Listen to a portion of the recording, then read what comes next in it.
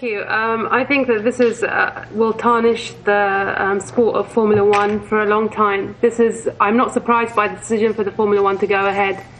Commercial interests come first before human rights and the safety of people on the ground. As activists, we're very concerned that despite the Formula One teams ensuring their own safety, it will come at the expense of the safety of protesters and civilians who will be held by the gun in their villages to stop them from emerging to protest peacefully against the event. Okay, well, the F1 says this is a rational decision. Is it rational as far as you're concerned? I don't know what's rational about endorsing, having a sport that endorses a royal family that has been incriminated in grave human rights violations. I don't know what's rational about that. The Formula One took a position against South Africa to protest the apartheid system that was there. I don't see Bahrain as being any different.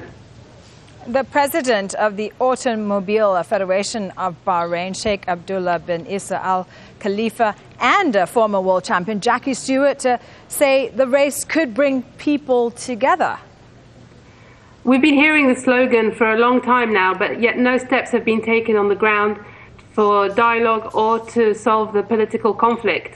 We're only seeing further suppression. We're seeing further an escalation in the crackdown. Just last night, tens of injured people across villages were wounded because police were using shotgun pellets against them. And today, in fact, we're going to bury a protester called Ahmed Ismail, who was killed last week with a live bullet by a gunman who was standing with the police. So at the one time, this country is severely divided, with people protesting on a daily basis against, calling for pro-democracy changes to happen. Are major protests being planned for April the 22nd, when the F1 is being held? Well, it's also an opportunity for the protesters, because there'll be a focal point after the government denied entry to tens of journalists over the past year. Finally, this will be a chance for journalists to come to the country and witness for themselves what's happening on the ground.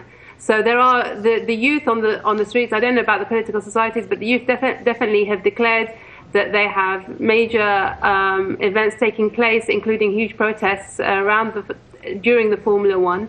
And they've declared that there will be 3 days of rage. And we saw when they did that last year, what actually happened. We ended up with the biggest uprising in the history of the country.